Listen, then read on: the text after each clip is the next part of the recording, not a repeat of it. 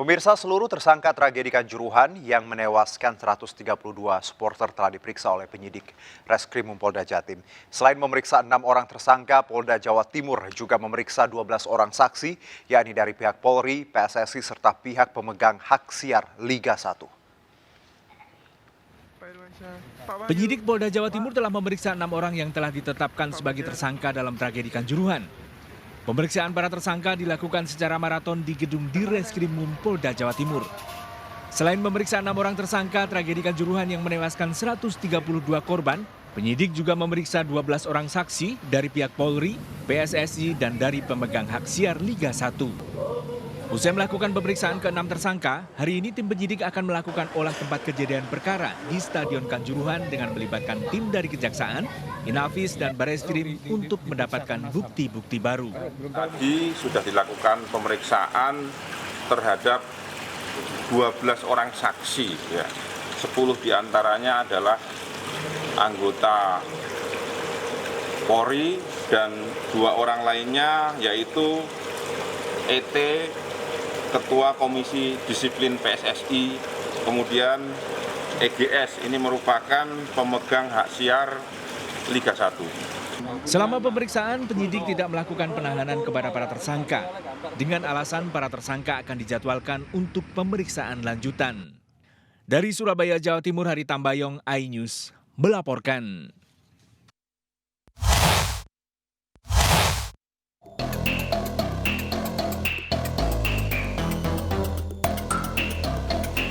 Proses pemeriksaan tersangka tragedi Kanjuruhan terus dilakukan tim penyidik di Polda Jawa Timur.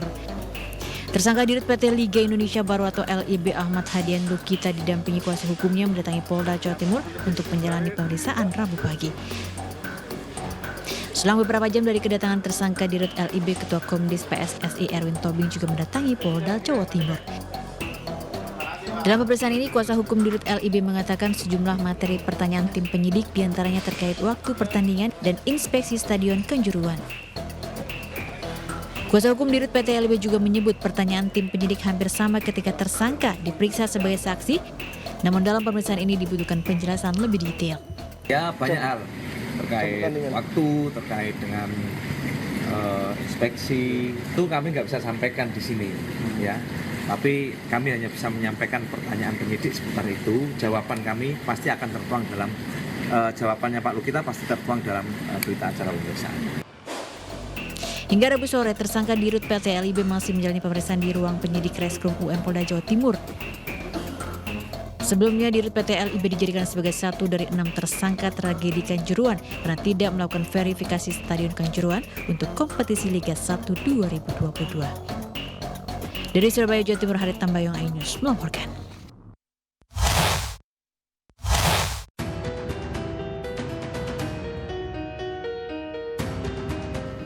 Pihak-pihak yang terlibat penyelenggaraan Liga 1 termasuk laga Arema kontra Persebaya yang berujung tragedi Kanjuruhan telah diinterogasi tim gabungan independen pencari fakta pimpinan Mahfud MD. Kepada TGIPF, PSSI menyatakan tidak bertanggung jawab soal keamanan penyelenggaraan pertandingan. PSSI mempunyai regulasi yang menyatakan tak bertanggung jawab jika terjadi insiden dalam laga. Polres dan Polda Jatim, ada Polres dan Polda. Ada. Iya, kalau nggak ada polisi rekomendasi nggak mungkin terlaksanakan. Rekomendasi masyarakat PSSI, waktu itu PSSI menyampaikan LIB dengan LIB. Pandangannya PSSI tetap koordinasi sehingga ditambah pengamanan dari 700 800 jadi 2000 lebih pengamanan. Ya. Sedangkan menurut Mahfud MD, selain PSSI, operator liga, panitia pelaksana hingga pemegang hak siar juga saling menghindar dari masalah. Ya itu, yang kita rasakan sekarang ada saling lempar tanggung jawab. Kata PSSI bilangnya sudah ke LIB, LIB sudah ke Pansel. Kemudian Pansel juga macam-macam lah, broadcast juga sama. Saling lempar, semua berlindung di aturan formal masing-masing. Ya, aturan formal masing-masing ya bisa kita dengarkan. Tapi ada 2 hal, aturan formal itu sendiri terasa tidak sesuai dengan aturan substansial. Ya. Kebenaran substansialnya tuh harus diungkap oleh TGIPF. Kalau kebenaran formalnya sudahlah, masing-masing punya pasal, masing-masing punya kontrak. Tapi keadilan substantifnya dan kebenaran substansialnya itulah yang akan digali oleh TGIPF dan itu yang akan disampaikan kepada Presiden. Sehingga kita nanti akan memberikan rekomendasi-rekomendasi kebijakan yang baik dan bagus bagi dunia persepak bolaan Indonesia. Sebelumnya soal keamanan dan keselamatan di Kanjuruhan menjadi sorotan. PSSI, PT LIB serta panitia pelaksana dimintai pertanggungjawaban oleh publik atas tragedi Kanjuruhan. Sementara perubahan jam pertandingan menjadi malam dituding sebagai salah satu faktor terjadinya insiden. Belum jelas siapa yang meminta laga digelar pada malam hari. Tim Liputan iNews melaporkan.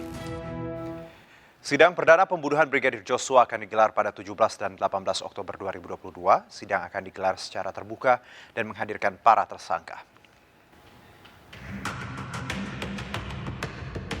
Pengadilan Negeri Jakarta Selatan akan menggelar sidang perdana kasus pembunuhan Brigadir Joshua mulai Senin pekan depan. Sidang akan digelar mulai pukul 10 dan digelar secara terbuka. Tim majelis hakim pun sudah ditunjuk dan dipastikan memenuhi kualifikasi. Pernah menjadi ketua pengadilan di masing-masing satker. Jadi artinya kalau ditanya ukurannya semua qualified sebenarnya. Jadi kalau kemudian ditunjuk oleh ketua pengadilan untuk mengadili perkara ini tentu pertimbangan, saya yakin pimpinan pengadilan punya pertimbangan. Tersangka yang akan disidang hari Senin yakni Ferdi Sambo, Putri Chandrawati, Kuat Ma'ruf, dan Bribka Riki Rizal. Sementara Barada Eliezer akan disidang mulai 18 Oktober 2022. Tim majelis hakim yang ditunjuk dalam kasus pembunuhan berencana Yosua adalah Wahyu Iman Santosa sebagai hakim ketua, serta Morgan Simanjuntak dan Alimin Ribut Sujono sebagai hakim anggota. Polres Jakarta Selatan pun telah menyiapkan 170 personelnya untuk mengamankan jalannya sidang.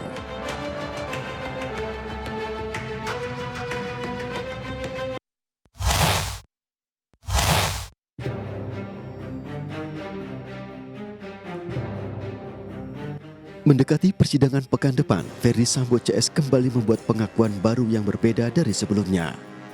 Sambo kini membantah memerintahkan Barada Richard Eliezer menembak Brigadir Joshua, melainkan hanya untuk memberikan pelajaran dengan menghajarnya. Pak FS menyebut hajar cat. Memang ini tidak bisa dilepaskan dari konteks sebelumnya ketika, kalau dari berkas yang kami pelajari, ketika sebelumnya di lantai 3 di rumah Saguling yang disampaikan oleh Pak FS adalah untuk backup kalau sesuatu terjadi. Saya tidak bisa sampaikan secara detail ya saat ini karena tidak elok kalau kami membuka terlalu rinci. Nanti pada proses persidangan akan kami sampaikan.